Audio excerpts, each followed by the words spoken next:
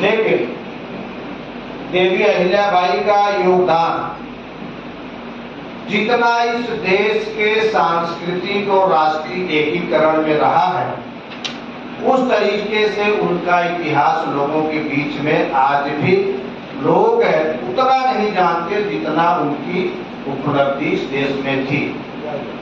रानी अहिल्याबाई होलकर, हम सभी लोग जानते हैं कि रानी अहिल्याबाई होलकर एक सामान्य परिवार में पैदा हुई थी। ये सबको जानने का विषय है।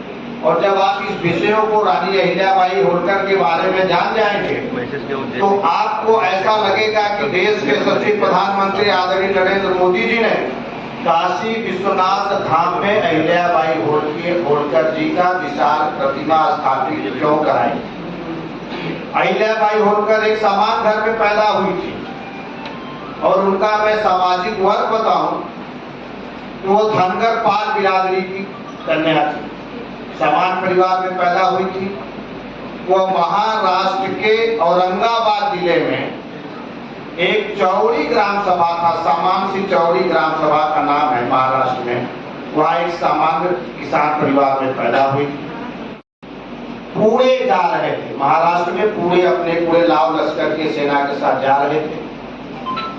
तो उन्होंने एक शिवालय पर रुकने का काम किया। वहां पर अपना उन्होंने डेरा डंडा डाल दिया। शिवालय था, उसी जगह उनके सभी सेना, सेनापति, स्वयं, हाथी, घोड़ा, पक्षी जितने साजो सामान थे वहां पर रुके। मल्हारा होलकर ने देखा कि एक 8 साल की कन्या, 8 साल की कन्या सरल सादगी तरीके से शिव, भगवान शिव की पूजन करने आई और पूजन करने के बाद फिर सरल तरीके से चली। उसके ऊपर कोई प्रभाव नहीं पड़ा कि कल हम इस मंदिर पर पूजा करने आते थे तो मंदिर पूरा साफ सुथरा, यहाँ कोई नहीं रहता था, शांति रहता था। लेकिन आज यहाँ राजा रुके हुए हैं, उनके हाथी है, घोड़े हैं, सैनिक है। वो छोटी सी कन्या 8 साल की, उसके ऊपर इस तरीके का उसके मन चित्त पर कोई प्रभाव नहीं पड़ा। वो जैसे सरल सादगी तरीके से आई, पूजन की और पूजन करने के बाद घर चली गई। फिर दूसरे दिन वो कन्या आती है, फिर इसी तरीके से पूजन करती है, बिना कुछ वहाँ के वातावरण से प्रभावित हुए फिर घर चली जाती है। तो राजा मल्हारा होलकर ने सोचा कि ये तो बड़े दृढ़, निष्ठावान और संकल्पित कन्या है। निष्ठावान भी है भगवान शिव के प्रति, दृढ़ भी है, संकल्पित है, जिसके ऊपर यहाँ के वातावरण का कोई प्रभाव नहीं पड़ रहा है। पता किए, उनके पिताजी को बुलाए और उन्होंने प्रस्ताव किया कि हम चाहते हैं कि आपकी कन्या से मेरे राजकुमार की शादी।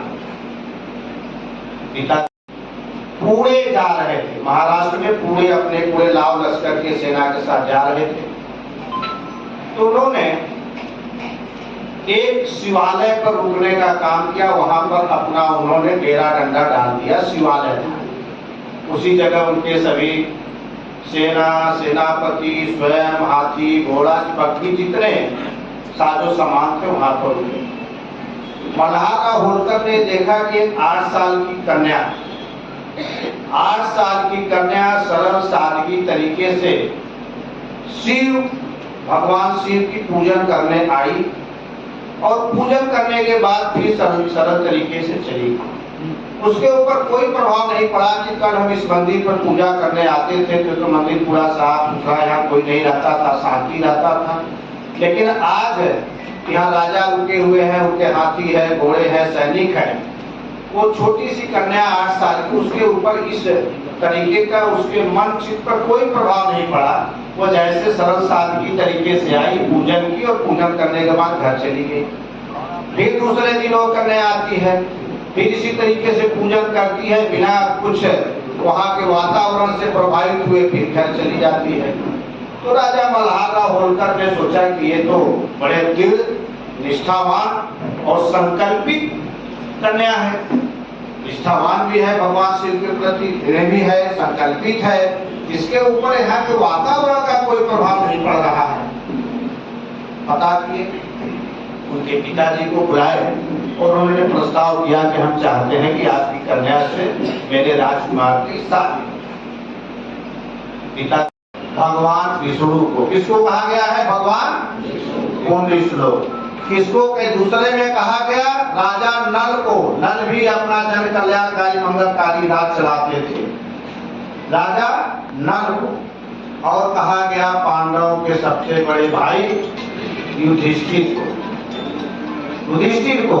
और वह उपाधि पुण्य श्लोक को इस भारतीय संस्कृत इतिहास में किसी को मिला? वो अहिल्याबाई होलकर।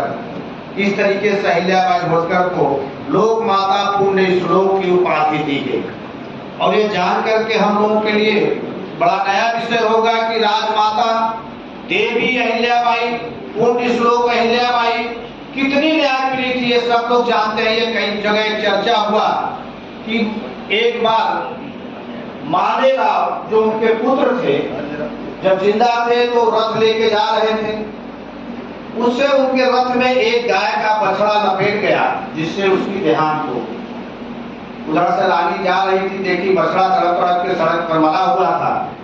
रानी ने पता किया कि ये कैसे हुआ, तो हुआ कि जो है मालेराव जा रहे थे, राजकुमार थी, उन्हीं के रथ से ये बछड़े की मृत्यु हुई।